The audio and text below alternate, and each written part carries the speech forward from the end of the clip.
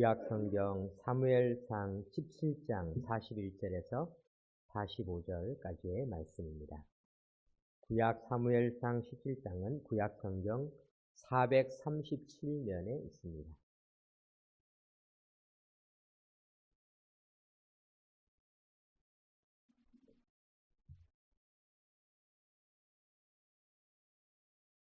하나님의 말씀을 저와 교독으로 봉독하겠습니다. 블레셋 사람이 당패된 사람을 앞세우고 다윗에게로 점점 가까이 나아가니라.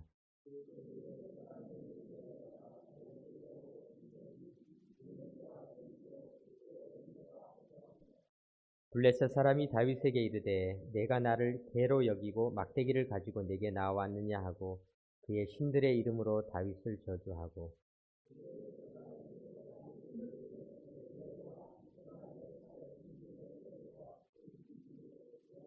다같이 다윗이 블레셋 사람에게 이르되 너는 칼과 창과 단창으로 내게 나아오거니와 나는 만군의 여호와의 이름 곧 내가 모욕하는 이스라엘 군대의 하나님의 이름으로 내게 나아가노라. 아멘. 오늘 같은 날은 온 세상이 꽃으로 가득 있는 그런 날인데요. 또 이곳에 와서 우리가 이렇게 예배를 드리게 된다는 것 얼마나 또 귀한 일인지 모르겠습니다. 아마 우리 하나님도 우리를 그렇게 보실 것입니다. 우리를 사랑하셔서 우리를 꽃보다 아름답게 예배하는 자들을 그렇게 바라보시죠. 나무들이 꽃이 피는 것처럼 사람 꽃도 예쁘잖아요. 사람 꽃.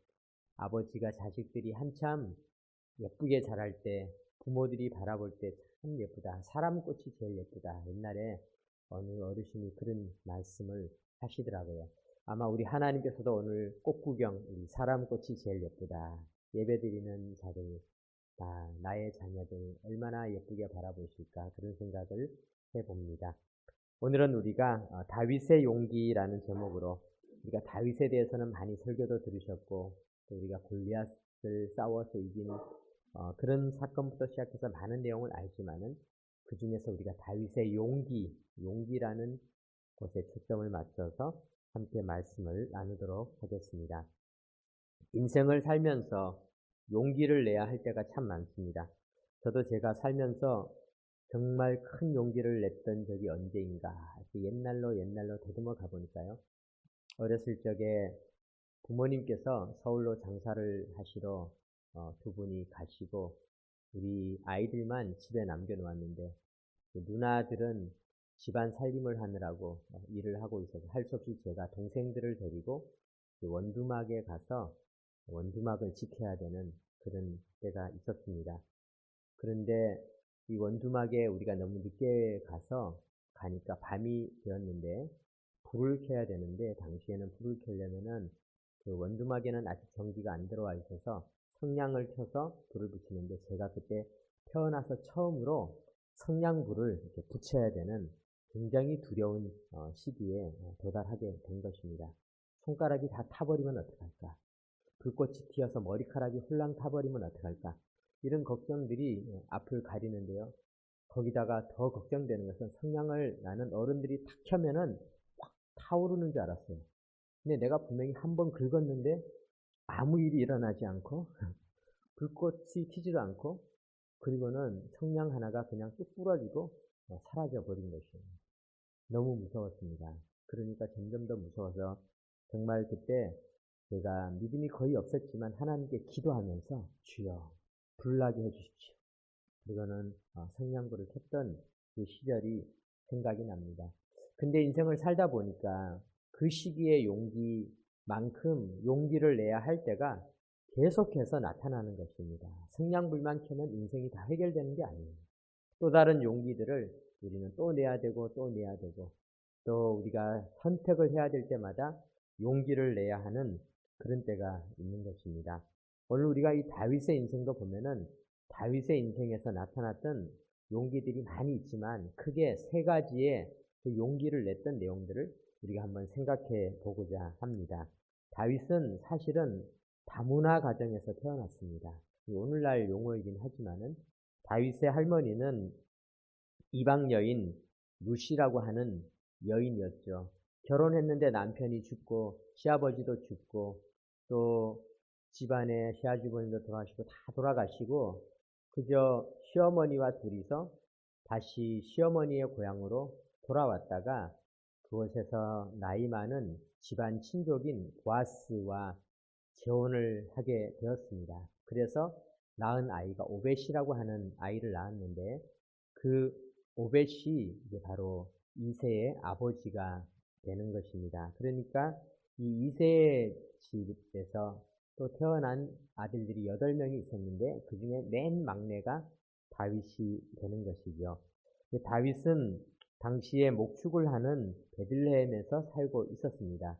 왕은 사울 왕이었죠. 베냐민 지파에 속한 사울 왕은 기브아를 수도로 삼고 나라가 만들어졌을 때 다윗이 살고 있었던 베들레헴은 기브아에서는 조금 멀리 떨어져 있는 그런 변방에 있는 목자들의 그런 마을이었습니다. 그래서 그곳에서 양을 치는 일을 하고 있었습니다. 그런데 바로 그때 이스라엘과 가장 가까운 이웃나라 중에서 블레셋이라고 하는 나라가 당시 강대국이었는데 이 블레셋 사람들은 이미 당시에 철기 문화가 발달해서 철로 된 무기들을 가지고 싸움을 할 수 있는 그런 시기였습니다. 그러나 이스라엘은 아직도 여전히 양을 치거나 농사를 짓는 사람들이라서 이웃 사람들이 쳐들어온다고 했을 때는 그저 양을 치던 막대기나 또는 돌멩이나 아니면은 농기구들을 들고 나가서 싸울 수밖에 없는 아주 약하고 연약한 그런 민족이었죠. 그런데 전쟁이 일어나게 되었습니다. 이 사무엘상을 우리가 조금 앞부분을 살펴보는 이유는 다윗의 용기를 우리가 생각해 보는데 조금 도움이 되는 부분이 있기 때문에 우리 사무엘상 17장 17절 말씀을 우리가 한번 찾아보셔도 되고 아마 화면에 혹시 준비가 되셨는지 모르겠습니다. 사무엘상 17장 17절 18절에 보면은 이렇게 기록되어져 있습니다. 이 다윗이 8아들 중에 막내라고 했잖아요. 그런데 그때 전쟁이 일어나니까 형들은 다 전쟁터로 끌려갔습니다. 그래서 아버지는 걱정이 되어서 다윗을 심부름을 보내게 되었습니다. 17절 읽어보겠습니다. 이새가 그의 아들 다윗에게 이르되 지금 내 형들을 위하여 이 볶은 곡식 한 에바와 이 떡 10덩이를 가지고 진영으로 속히 가서 내 형들에게 주고 이 치즈 10덩이를 가져다가 그들의 천부장에게 주고 내 형들의 안부를 살피고 징표를 가져오라. 자, 우리 여기서 보면은 이 아버지의 마음이 어떤 마음인가 생각해 볼 수 있죠. 여러분 이제 자식들을 군대 보낸 부모님들의 마음이 있는데 이제 군대를 보낸 정도가 아니라 전쟁터 사지로 보냈는데 그것도 나라가 국력이 우리나라 정도 되면은 군대 보내도 그래도 우리나라는 군 기계화, 전투화 또 우리나라가 이제 무기를 세계로 수출할 수 있는 나라가 되지 않았습니까? 그래서 그나마 안심이 되고 우리나라는 지금 그쪽 소말리아나 또 아덴만이라든가 이런 곳으로 지금도 해군이라든가 이렇게 파병을 나가는 일이 있는데요. 그 파병 나가는 것에 대해서 얼마 전에 군종 목사님한테 얘기를 들었는데 경쟁률이 그렇게 높다는 거예요. 서로 가려고 한다는 거예요. 그래서 아니 그렇게 위험한데 왜 가려고 하면서 그렇게 위험하지 않고 가면은 수당도 많이 받고 또 여러 가지 유익한 점도 많기 때문에 그것으로 가려고 하는 사람들이 많아서 이렇게 추첨을 하게 되고 또 심지어 그래서 군종 목사님들도 가지 그랬습니까?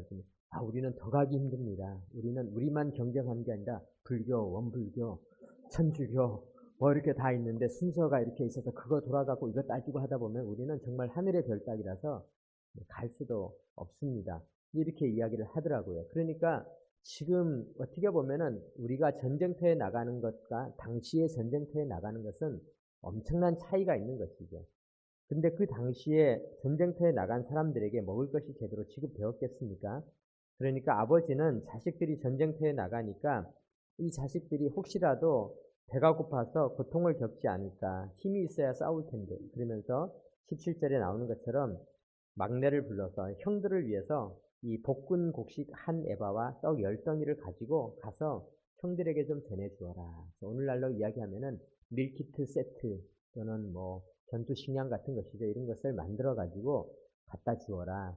그렇게 이야기를 하고요. 그리고 또 이 아버지는 생각했습니다. 이 치즈는 10덩이는 가져다가 그분들의 천부장에게, 장교에게 갖다 주어라. 그래서 우리 형들이 어떻게 잘 좀 지내는지 그런 증거물이 있으면 좀 가지고 와라. 이렇게 심부름을 보내게 된 것입니다. 이것이 아버지의 마음이죠. 아버지의 마음이 바로 그런 것입니다. 여러분, 우리 하늘 아버지의 마음도 그렇지 않으시겠습니까? 우리 아버지는 내가 전쟁터에 나가면은 그렇게 하지 않겠습니까?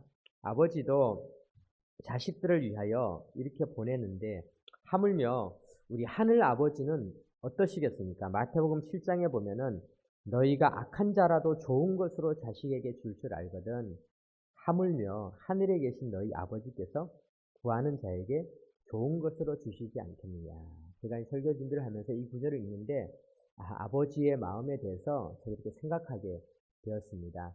저도 이 자녀들을 대하면서 마음이 이렇게 아련할 때가 있는데요. 아마 우리 하나님 아버지께서는 그보다 우리를 아련하게 바라보시고 우리를 위해서 주실 것입니다. 무엇을 주시겠습니까? 우리에게 떡 10덩어리를 주시고 볶은곡식을 주시고 그러시는 정도가 아니라 하늘 아버지께서는 구하는 자에게 좋은 것으로 주시지 않겠느냐. 이 말씀만 붙잡아도 우리가 정말 우리 하나님 아버지를 의지하고 교회 다녀야 한다는 것이 얼마나 소중한 것인지 우리가 알 수 있게 되는 것이죠. 사랑하는 성도 여러분, 우리 하늘 아버지의 마음은 나에게 있다라는 사실을 꼭 믿으시기 바랍니다. 우리가 힘들 때가 있죠. 우리도 어떻게 보면은 전쟁터에 나가는 것 같은 때가 있습니다. 요즘에 월요병이라는 게 있습니다. 그래서 월요병이 뭔가 제가 이 월요병이 있는 분들한테 저는 참 죄송해요. 목사들은 월요일 날 쉬니까 우리는 이제 월요일 날 쉬게 되는데 참 이제 월요일 날에 어디 가보면 다 닫았어요. 박물관도 다 닫아버리고 이렇게 닫은 데들이 많습니다. 근데 그럴 때마다 제가 그런 생각을 합니다.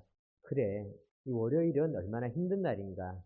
이 성도들이 일터에 나가는 그 월요일이란 얼마나 어려운 날인가. 오죽하면은 월요병이라는 그런 말까지 생길 만큼 어려울까. 전쟁터를 나간 것과 같은 사람들이 있을 것입니다. 내가 또 가서 시달려야 되는가? 또 가서 정말 내가 이 사람들과 부딪혀야 되는가?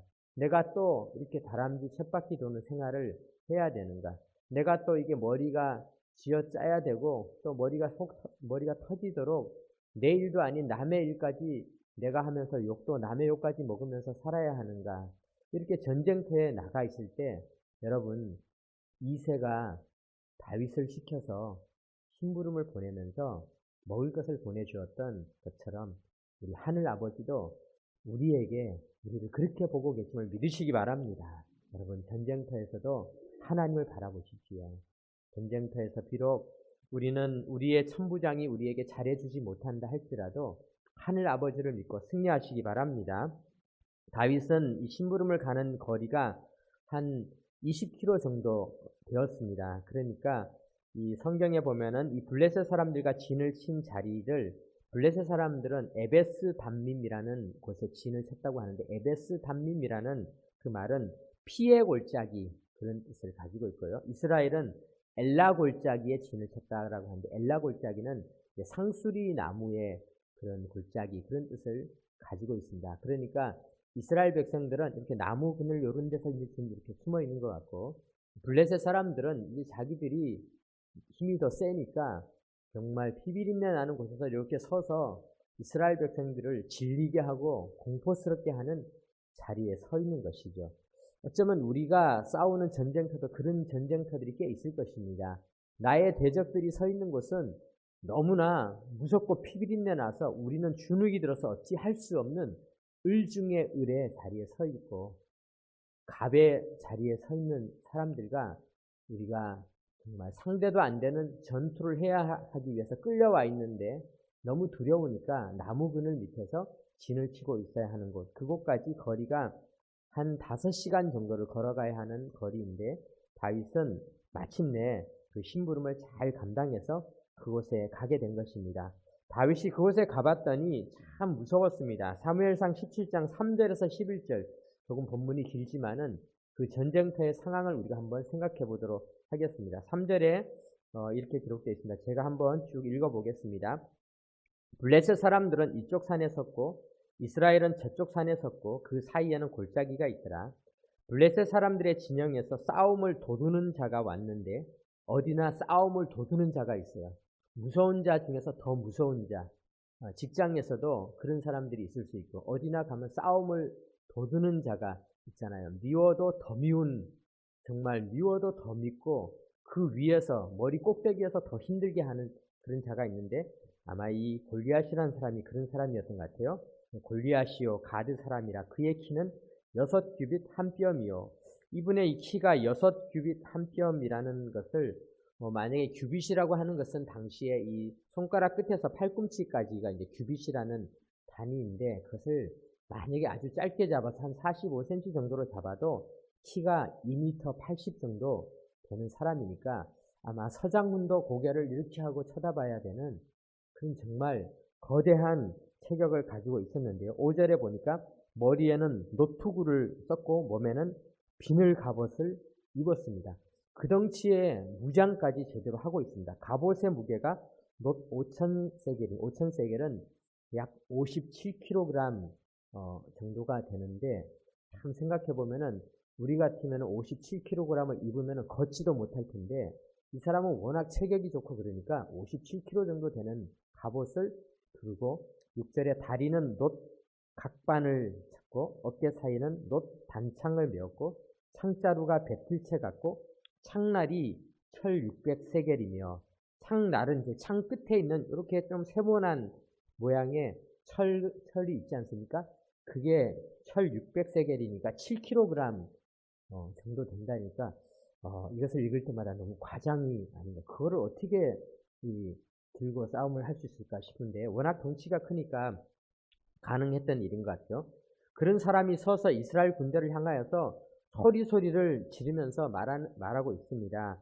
9절에 보니까 그가 나와 싸워서 나를 8절 뒷부분에 보겠습니다. 나는 블레셋 사람이 아니며 너희는 사울의 신복이 아니냐. 너희는 한 사람을 택하여 내게로 내려보내라. 그가 싸워서 나를 죽이면 우리가 너희의 종이 되겠고 만일 내가 이겨 그를 죽이면 너희가 우리의 종이 되어 우리를 섬길 것이니라. 이렇게 위협을 하고 있는 것입니다. 참 무서웠을 것입니다. 왜냐하면은 지금 이 골리앗이 제안한 것이 뭐냐면은 야 어차피 다 싸울 것까지 있냐? 어차피 니네가 질 건데 그러지 말고 그냥 1대1로 붙어줄 테니까 한 명만 나한테 내보내라.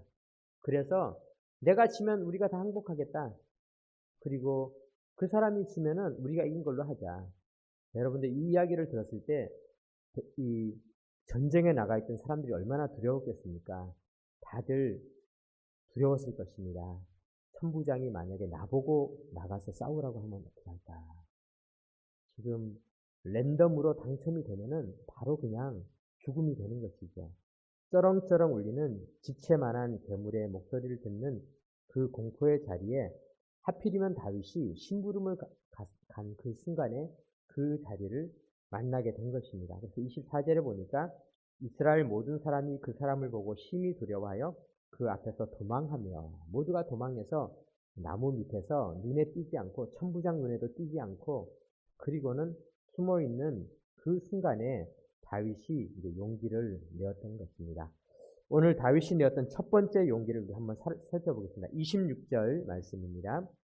우리 26절을 같이 읽겠습니다. 다윗이 곁에 서 있는 사람들에게 말하여 이르되 이 블레셋 사람을 죽여 이스라엘의 치욕을 제거하는 사람에게는 어떠한 대우를 하겠느냐. 이 할례 받지 않은 블레셋 사람이 누구이기에 살아계시는 하나님의 군대를 모욕하겠느냐.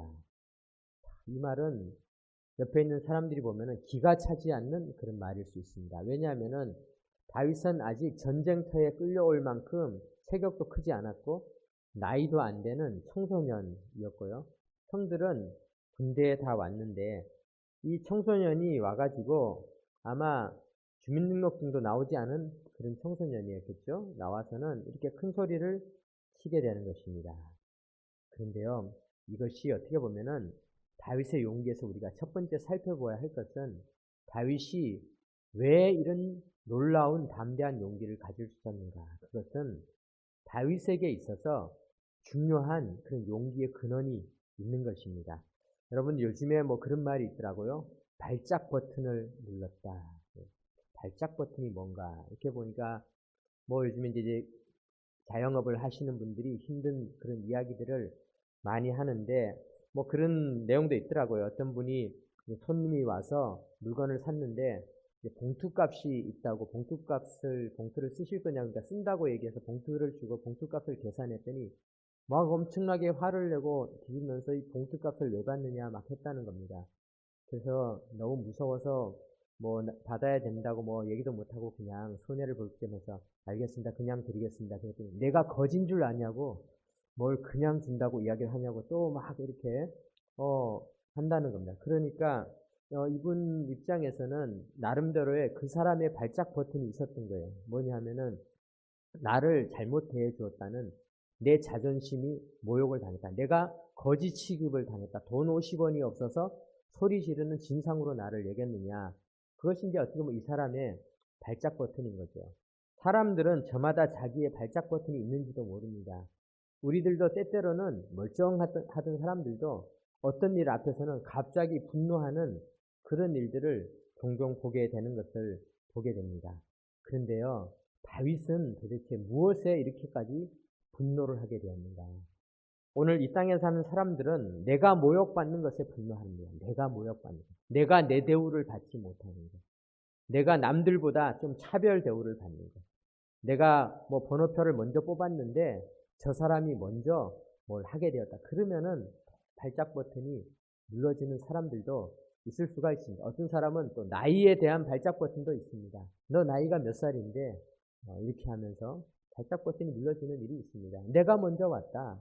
뭐 어떤 이런 것들에 대한 발작 버튼도 있을 수가 있습니다. 그런데 그런 모든 발작 버튼의 공통점은 뭐냐면은 내가 모욕받는 게 싫다는 거예요. 내가 남들보다 내가 차별받는 것이 싫다는 것입니다. 그런데 다윗은 사실 엄청나게 차별을 많이 받았습니다. 형들이 다 사무엘 앞으로 갈 때도 차별받아서 나가지도 못하는 것에서 그친 게 아니라 가장 힘든 심부름인 양을 치는 곳에 목자로서 가서 잡일을 하고 있어야 되는 일이었고요.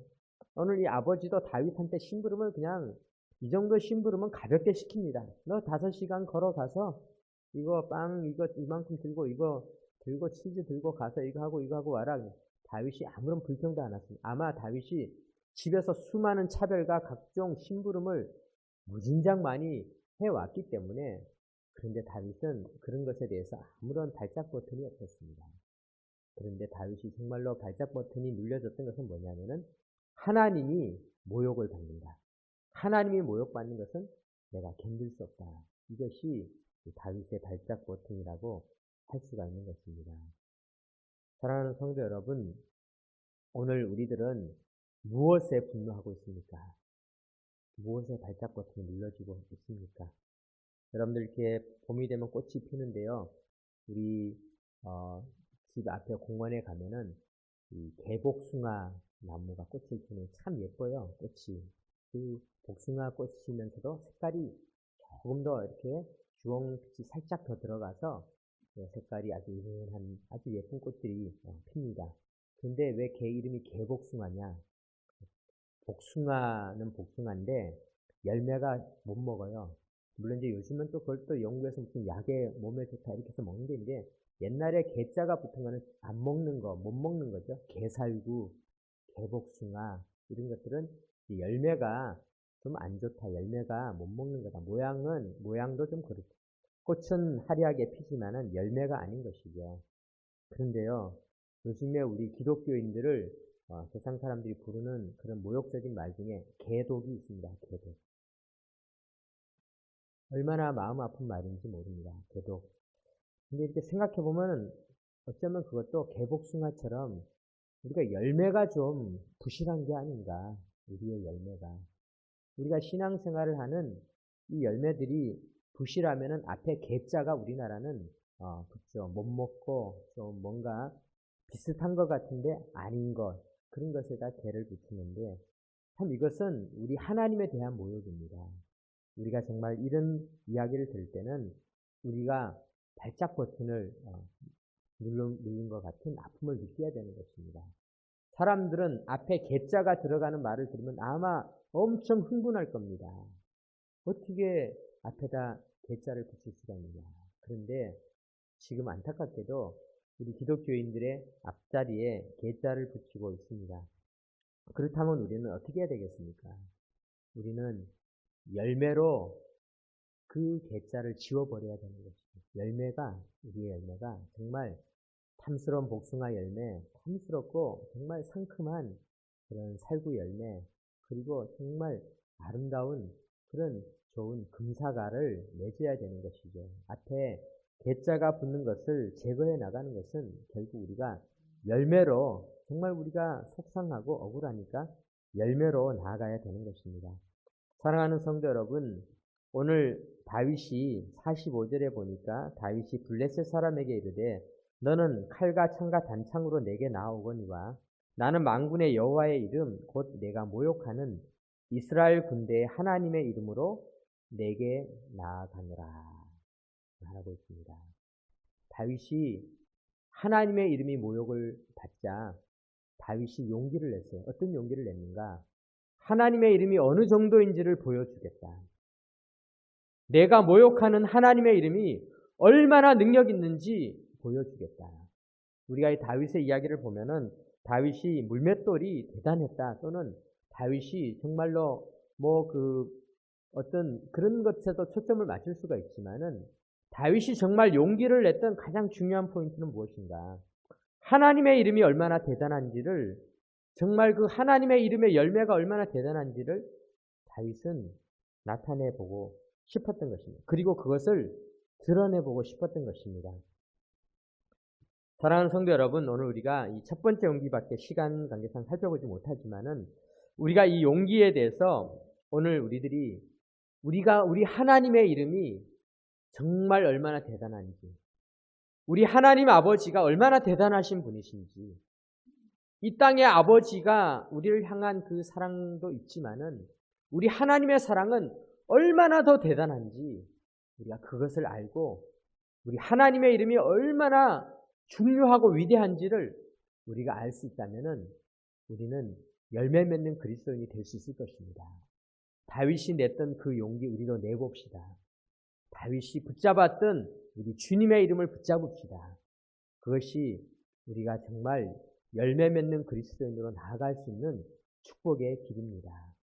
우리 주님께서 우리에게 주의 이름을 붙잡으라고 말씀하고 있습니다. 주의 이름을 붙잡고 우리가 이 전쟁터 속에서 고통 속에, 두려움 속에, 좌절 속에, 그리고 무서워서 나무 그늘 밑에 숨어있는 인생이 아니라 당당하게 하나님의 이름을 붙잡고 승리하는 용기 있는 다윗과 같은 삶이 되시기를 주님의 이름으로 축원합니다. 아멘. 기도드리겠습니다. 하나님 아버지 감사드립니다. 하나님 아버지, 다윗이 가졌던 그 용기, 하나님의 이름이 모욕받는 것에 대해서 견딜 수 없고 하나님의 이름이 얼마나 대단한지를 정말 세상에 드러내고자 했던 그 용기, 우리의 용기가 되게 하여 주옵소서. 한 주간 우리의 인생의 전쟁터 같은 곳 속에서 모두 다 승리하게 하여 주옵소서. 하나님께서는 전쟁터 속에 있는 우리들을 보살펴 주실 뿐만 아니라 그 이름으로 승리하게 하시는 하나님을 믿고 승리하는 성도들의 삶이 되게 하여 주옵소서. 우리 주 예수 그리스도의 이름으로 기도드립니다.